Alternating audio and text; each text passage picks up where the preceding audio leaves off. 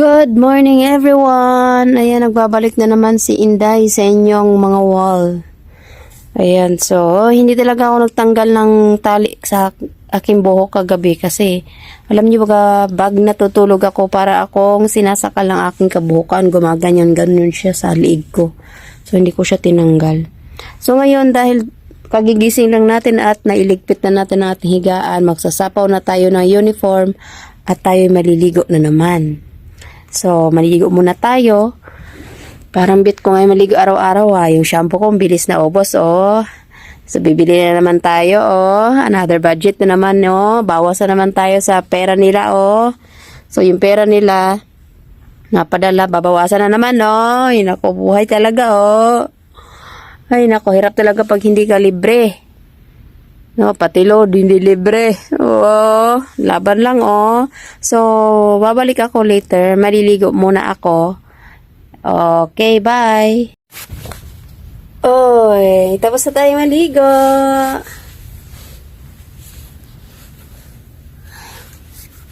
Sarap talaga maligo. Ang sarap, hindi umundang. Umundang. Parang ayaw ko talagang tumigil sa pagligo. Kaso sayang yung tubig, mauubos. Char.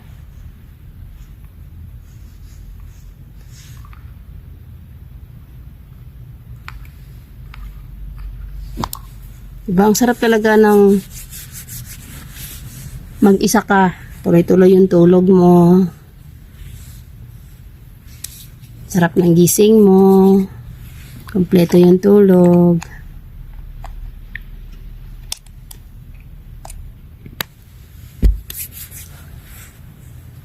Yung Vaseline ko malapit na siya mag-retire. Paubos na siya. Pero okay lang yan, may reserba akong ganun kalaki. Hanggang sa matapos yung kontrata ko. Inshallah. Hindi na tayo bibili. Ang kailangan na natin bilhin is shampoo, sabon, yung ating diaper. Kasi buwan-buwan talaga yung diaper dumadalaw,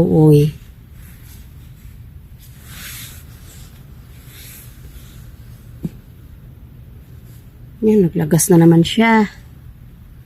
Marami na naman siya.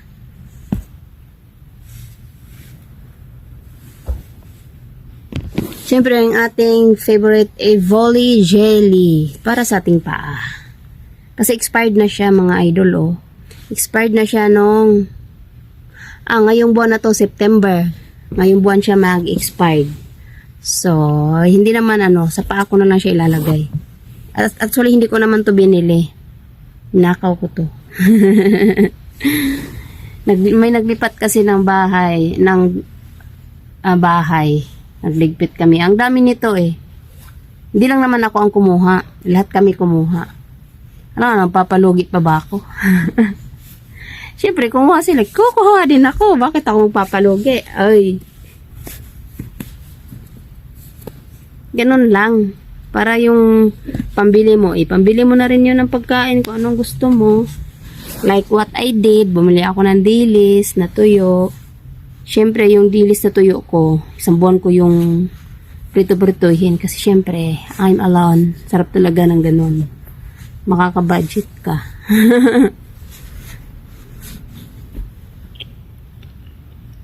Kaka-budget ka ng bonggang-bongga.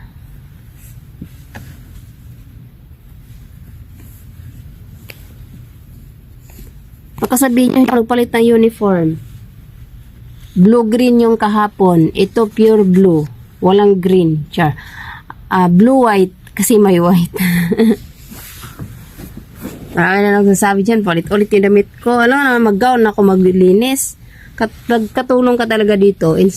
Pera na lang sa mga amo na hindi nag-allowed sa mga katulong nila na mag-uniform. Yun. Makikitaan mo talaga sila na iba-iba yung suot nila araw-araw. Yung mga naka-uniform, syempre, yung uniform niyan, minsan may 3, 4 lang. Ulit-ulitin talaga yan. Lalo na pag araw-araw ka naman nagbibihis. May time pa pag sobrang dumi mo na sa hapon at nagkargador ka, kailangan mo magbihis. Hi, it's 9:20. May alarm clock. Nauna pa ako sa'yo, sorry. Alam niyo guys, mula nung dito ako natutulog. Mager talaga ako na nagigising. Kasi straight talaga yung tulog ko. Nagigising na ako mga 8 na mahigit, ganun. Pero take note sa ibang bahay hindi ho ganito ang gising. Lalo na pag may bata ka, may estudyante. So ang gising nila is 5 mahigit. Naranasan ko din yan noon yung may, may alaga akong bata. Pag may pasok, talagang hirap bumangon. Kasi pag hindi ka babangon, bubukulan ka. Kasi magluluto ka ng almusal nila. Handa mo yung damit nila. Handa mo yung mga baon nila. Gigisingin mo sila at paghihilamusan mo. Yung iba, hindi pa magising. Hirap. Kaya ayun. Bumalik ako sa walang alaga. Pero siguro sa susunod, may alaga na naman. Hindi ko lang alam kung saan tayo dadalhin ng ating tadhana. Diba? Bakit kaya yung buho ko nakakaano no? Pag susuklayin ko siya, ay ang straight. Pag natuyo to, kala mo ni rape. Pangit talaga ng buhok ko. Alam nyo, sa totoo lang, hindi ko talaga naranasan yung mga nararanasan ng mga ibang babae na magpapariban, pa-straight ng buhok, ganyan, papariban, punta sa salon. Ako naranasan ko lang mag-straight ng buhok. Nung mayroon akong pang-straight yung plancha, yun. Pero never ko naranasan niya magpunta sa salon para magpaganda ng buhok. Tsaka yung pagpuputol ng buhok, parang isang beses ko lang naranasan. Nagputol ang buhok, dalaga pa ako.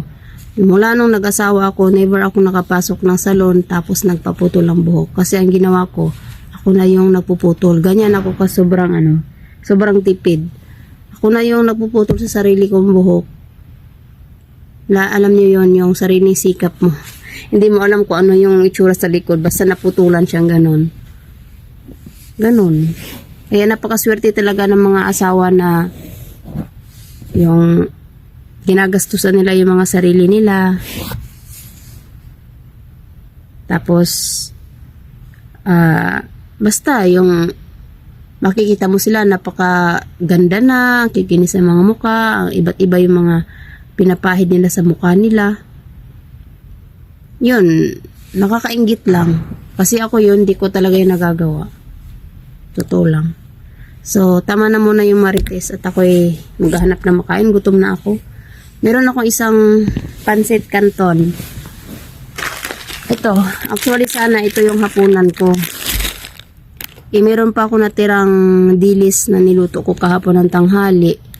Tapos may kaunti pa akong kanin, konti lang. Tapos, hindi ko na siya nakain. Gustuhin ko sanang magluto pa kagabi. Kaso, isip-isip ko, ay tama na to, panawid gutom yung aking kinain kagabi na sobrang liit. Konti pala, konti. Siguro, lulutuin ko na to ngayon at ako'y gutom na. Bye-bye! Thank you for watching!